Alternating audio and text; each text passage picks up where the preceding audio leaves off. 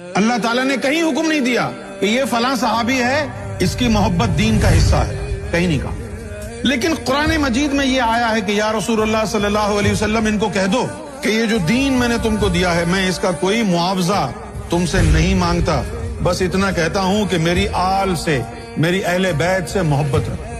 تو آل رسول سے محبت رکھنا اللہ کا حکم ہے، ایمان کا حصہ ہے۔ تو معلوم یہ ہوا کہ اگر ہم نے آل رسول سے محبت نہیں کی تو ہم نے دین کی اجرت عطا نہیں کی، چیک ہمارا دین کا باؤنس ہو گیا۔ یہ دین کی قیمت ہے، فاطمہ سے محبت کرنا، علی سے محبت کرنا، حسین سے محبت کرنا، یہ دین کی قیمت ہے۔ اگر دین کی قیمت عطا نہیں کرو گے تو دین ہاتھوں سے چلا جائے گا۔ علی سے محبت کرنا، فاطمہ سے محبت کرنا، حسن و حسین سے محبت کرنا، ان کی آل سے محبت کرنا دین کی قیمت ہے، فرض ہے۔ اگر ان سے محبت نہیں ہوگی تو دین چلا گیا، ختم ہو گیا۔